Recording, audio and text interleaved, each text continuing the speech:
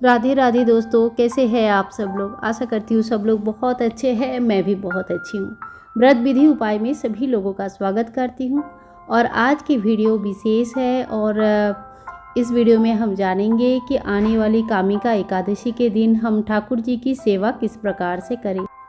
आज ठाकुर जी की विशेष स्नान होता है। अगर आप पंचामृत स्नान करवा पाते हैं तो पंचामृत स्नान करवाएं, नहीं तो मैं आपको एक सरल स्नान की विधि बताती हूँ जिससे आप किसी भी एकादशी के दिन भगवान की स्नान कर सकते हैं। ठाकुर जी की, श्री विष्णु की, लक्ष्मी नारायण जी, या तो फिर आपके घर में अगर कान्हा जी और किशोरी जी विराजमान है तो आप सभी की सेवा इसी प्रकार से कर सकते हैं। हमारे प्यारे नन्हा सा लड्डू गोपाल जी है और इनकी सेवा हर एकादशी में हर समय होती है, तो मैं इन्हीं की सेवा करके आपको दिखाती हूँ। आपके पास इसके अलावा जो भी विग्रह है उनकी सेवा आप एक ही तरह से कर सकते हैं। देखिए, अगर आपके पास इस दिन दक्षिणावर्ती शंख है ना, तो उनकी पूजा भी आप जरूर करें। साथ में माता तुलसी अगर विराजमान है, मेरी तुलसी आंगन में है जहाँ पे मैं अभी रह रही हूँ, तो मैं वहीं पे उनकी पूजा कर लेती हूँ। और अगर आपके पास छोटी सी तुलसी है तो फिर आप तुलसी मंदिर में लाके भी पूजा कर सकते हैं। तो देखिए, यहाँ पे ना मैंने थोड़ी सी अष्टगंधा चंदन लिया है और जो शुद्ध जल लिया है उसमें हम तुलसी दल डाले हैं। तो ठाकुर जी की विशेष स्नान में ये भी एक विशेष स्नान होता है जिसमें आप चंदन युक्त जल से स्नान करवाते हैं भगवान को। 3 बार हमने यहाँ पे चंदन डाला और अच्छे से चंदन को पानी में मिक्स किया। इससे ना बहुत ही बढ़िया सा एक खुशबू आती है और ठाकुर जी इससे नहा के खुश हो जाते हैं। सावन के महीने में आने वाली कामिका एकादशी विशेष माना जाता है और इस दिन पूजा करने के लिए आपको ब्रह्म मुहूर्त में उठना चाहिए और सुबह सुबह घर की मंदिर में सभी भगवान का पूजा करने के बाद इसी तरह से भगवान का पूजा करें। एक पाटा ले, उसमें पीला कपड़ा बिछा ले, फिर ठाकुर जी की विशेष स्नान करवाए।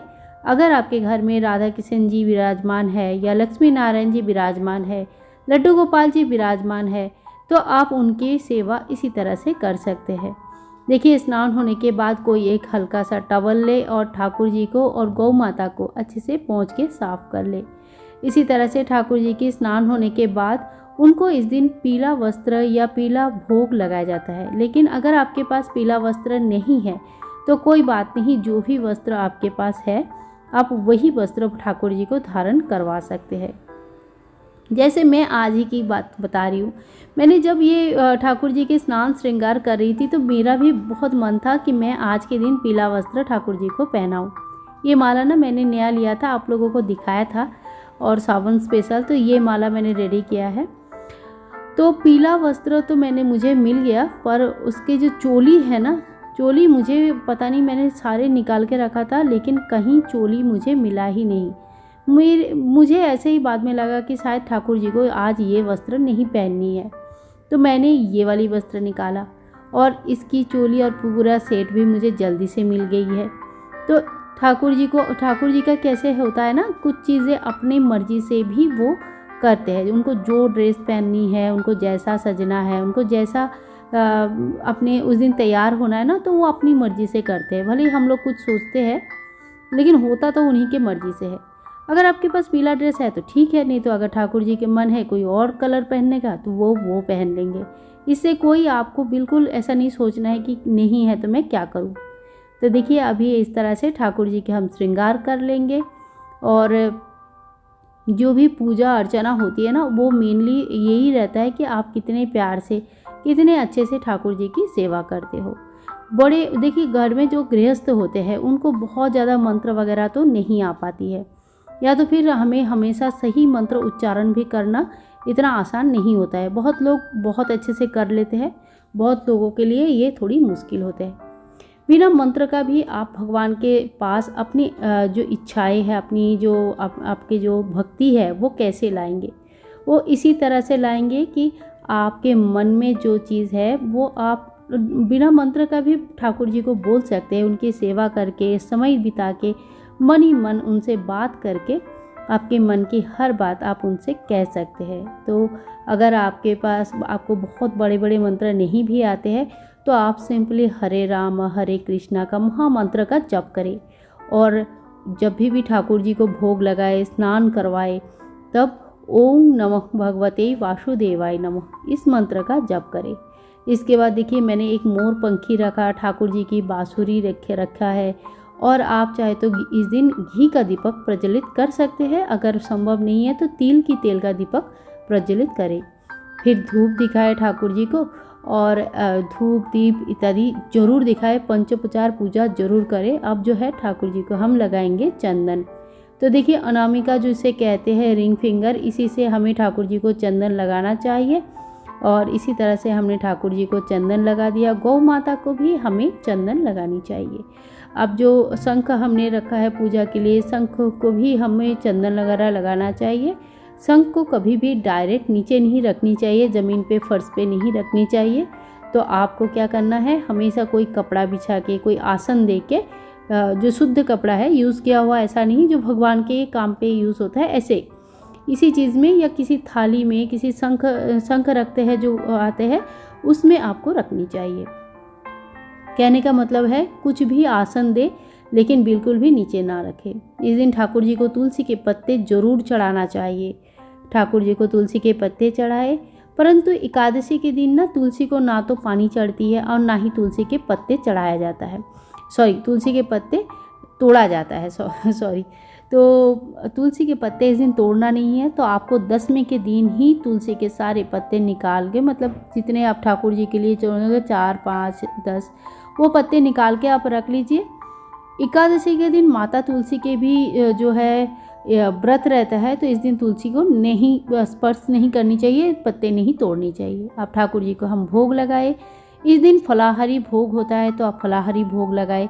अन्न का भोग इस दिन नहीं लगता है, अन्न इस दिन खाया नहीं जाता है, यानी कि चावल नहीं खाया जाता है बेसिकली।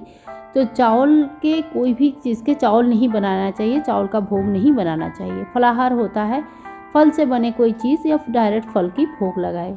आरती करें। एक कपूर घर पे हमेशा प्रज्वलित करें, ये बहुत ज़रूरी होती है। ठाकुर जी की जो स्नान जल है ये मैं प्रतिदिन तुलसी में डालती हूँ, पर एकादशी के दिन आप किसी और पौधे में डाल दें, इस दिन तुलसी में ना डालें। अच्छा, सावन की महीना है, इस दिन कामिका एकादशी के दिन या सावन भादों में जो भी एकादशी आती है उसमें ठाकुर जी को ना झूला झुलाया जाता है। तो अगर आप चाहते हैं झूला झुलाना, तो उसके थोड़ी सी छोटी सी कुछ विधान है, वो मैं आपको कह देती हूँ। आप फिर अपने हिसाब से, समय के हिसाब से, आपको जब भी कन्वीनियंट लगे उस हिसाब से आप ठाकुर जी को झूला झुलाएं। जब ठाकुर जी का स्नान हो जाएगा, उनको भोग लग जाएगा, उनको धूप दीप दिख जाएगा, सब उनकी पूजा पूरा कंप्लीट हो जाएगा, उसके बाद ही ठाकुर जी को झूला झुलाना चाहिए। झूले में ठाकुर जी का जब झूले में झूलते हैं उस वक्त उनको भोग नहीं लगाया जाता।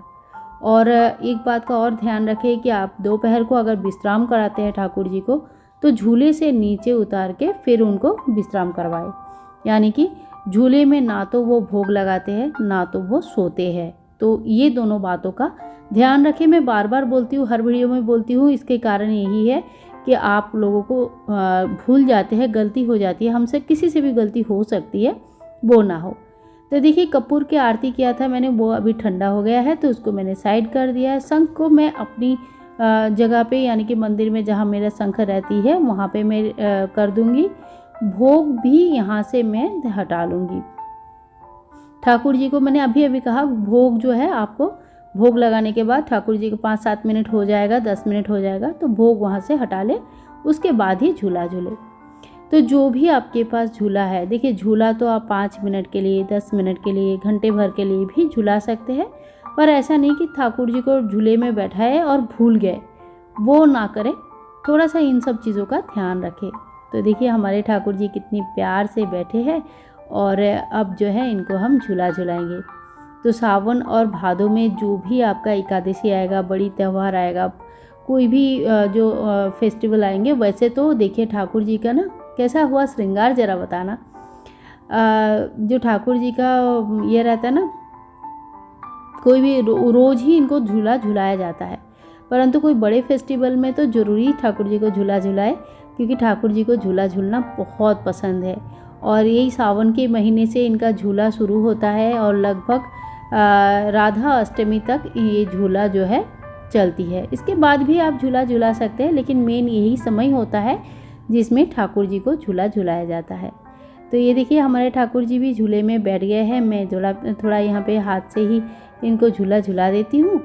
और आज की वीडियो फिर थोड़ी इतना ही है, यहीं पे मैं समाप्त करती हूँ। आप सभी लोगों को वीडियो कैसे लगा ज़रूर बताना। अगर अच्छा लगा है तो एक लाइक करें, शेयर करें, कमेंट करें, चैनल को सब्सक्राइब करके रखें। आपका कोई क्वेश्चन है तो ज़रूर बताएं। ठाकुर जी की सेवा ही जो होता है वही हमारा पूजा होता है। तो जितना समय लगा के आप बैठ पाएंगे ठाकुर जी से, जितना अच्छे से आप प्यार से उनकी सेवा कर पाएंगे ना, उतना ही अच्छे से आपकी पूजा होगी। तो दोस्तों आज के लिए इतना ही, मिलते हैं नेक्स्ट वीडियो में। तब तक के लिए हरे कृष्णा, राधे राधे।